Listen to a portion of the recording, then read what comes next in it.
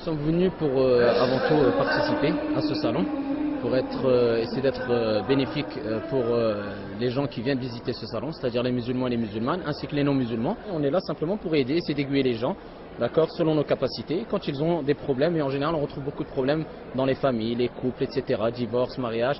Donc on essaie de les aiguiller d'après la bonne compréhension religieuse, d'accord, et tout en prenant en compte qu'on vit en France, qu'on est en France et qu'on n'est pas dans un pays comme l'Arabie Saoudite et autres. On essaie de leur rappeler qu'il faut s'adapter à certaines valeurs françaises, etc., et tout en apportant des textes religieux, bien sûr. جزاكم الله خيرا. كذلك مما ظهر في السنوات الأخيرة ما يسمى بفقه الأقليات، فيقولون ما يفتى به هنا في المملكة مثلا أو في أي دولة إسلامية لا ينبغي أن يطبق على المسلمين الذين يسكنون في أوروبا، فأولئك لهم فقههم الخاص. المسلمون في كل مكان يرجعون إلى الكتاب والسنة، المسلمون في كل مكان هنا أو هناك يرجعون إلى الكتاب والسنة وإلى أهل العلم، ما هو بالأقليات له فقه وأحكام وغيرهم من المسلمين لهم أحكام، لا، الأحكام واحدة، الأحكام واحدة والمرجع واحد وهو الكتاب والسنة، فلا يقسم المسلمون إلى أقليات لها فقه خاص وغير أقليات لها فقه آخر. من قال هذا؟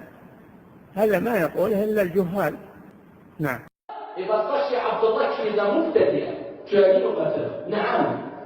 Certaines personnes ignorent alors qu'ils ne savent pas qu'ils ignorent et ils condamnent des gens parce qu'ils font des innovations. On a une époque où chacun doit se demander des comptes à lui-même et chacun doit faire un examen de conscience et chacun doit dire Udran ya Rasulallah, présenter ses excuses au prophète alayhi sallam. Car ce qui se passe maintenant, c'est dû au manque de compréhension de beaucoup de frères et sœurs. فضيلة الشيخ وفقكم الله، يقول انتشرت هذه العبارة على السيارات وعلى غيرها وهي سامحنا يا رسول الله، هل يجوز مثل هذه؟ هذا دعاء للرسول، هذا دعاء والعياذ بالله، لا يجوز، هذا شرك. يطلب المسامحة من الرسول، ما تطلب من الله عز وجل. نعم. أيها المصلون, gens qui directement ici sur quelques recommandations pendant le mois de Ramadan, avant de terminer, eh bien vous le savez que, comme je viens de dire précédemment, ça va être très tard. Donc on dit, première des choses et on le répète, les frères et les sœurs qui viennent à la mosquée, que ce soit cette mosquée ou d'autres mosquées d'ailleurs, eh bien nous vous disons, en tout cas nous ici, il est strictement interdit de parler, même à, je ne vais pas dire à voix basse, mais à mi-voix dès que vous sortez d'ici. Il y a des gens quelquefois qui font salat al-tarawih, et la deuxième partie de tarawih, même quelquefois c'est des jeunes, hein, ils sortent et ils se mettent devant et on les entend en train de discuter. D'accord? Peut-être même ils sont dehors en train de discuter de la sunna, sans savoir qu'il fait une grosse bid'a, en sortant et en cassant la tête aux prières et aux voisins. Donc ça on ne l'acceptera pas.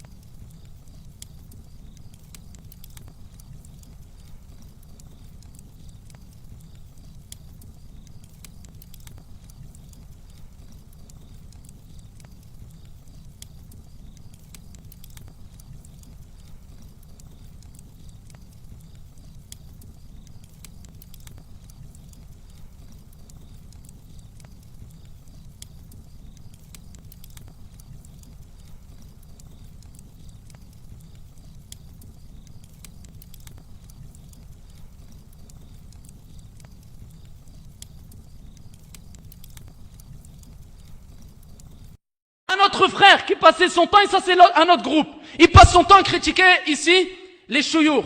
هذا مبتدئ، هذا مبتدئ، هذا ضال، هذا إخواني، هذا التبليغي، هذا التكفيري. Ils passent leur temps à critiquer les chouyours et les prédicateurs. أحسن الله إليكم.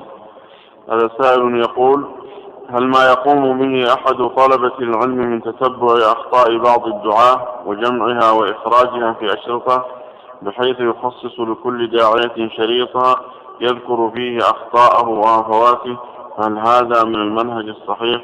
إذا كان القصد من هذا بيان الحق وبيان الخطأ هذا طيب، هذا من الدعوة إلى الله، أننا نبين الأخطاء لأجل أن لا يقع الناس فيها. أما إذا كان القصد التشهي والتشفي من الشخص والتنقص للشخص هذا لا يجوز، هذا لا يجوز. نعم.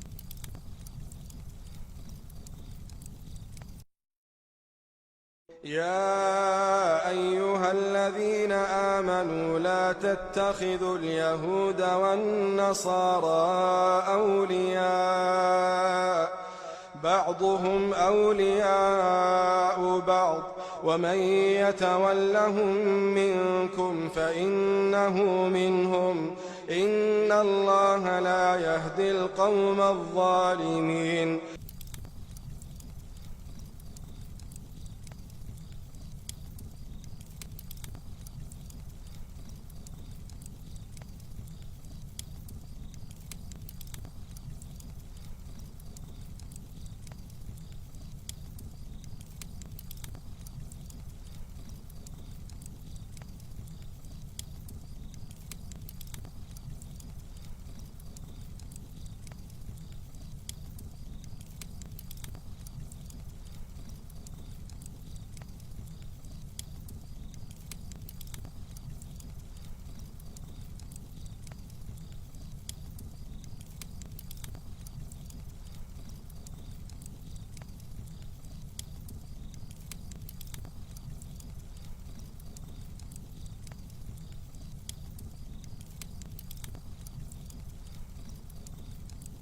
يقول السائل: انتشر عن بعض الدعاة قوله بجواز المظاهرات السلمية ويزعم أنها تعبير عن رأي صاحبها أو وسيلة من وسائل التغيير في هذا الزمن، فما حكم؟ كل هذا خطأ.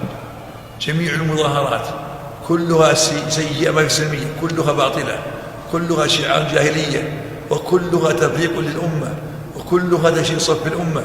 فالذين يعتقدوا أن هذه المظاهرات عمومية لا خير فيها.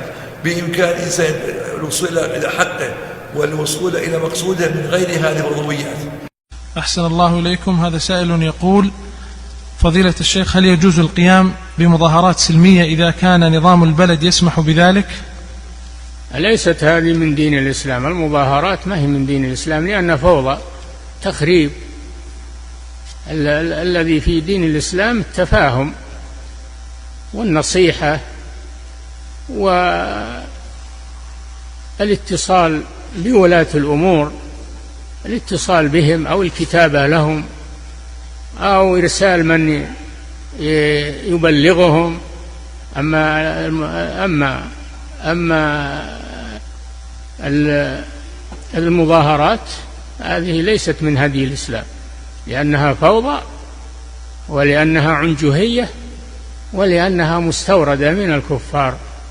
نعم.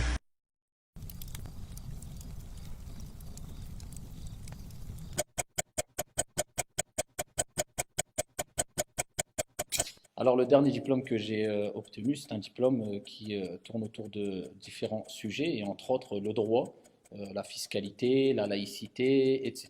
Et c'est un diplôme maintenant qu'on demande pour celles et ceux qui désirent être, entre autres, aumôniers dans les hôpitaux, aumôniers dans les prisons, etc. Alors dans la promotion dans laquelle j'ai participé et dans les promotions qui ont lieu maintenant, bien sûr qu'il y a des gens qui sont de confession musulmane, d'autres qui ne sont pas de confession musulmane, de différentes croyances, etc.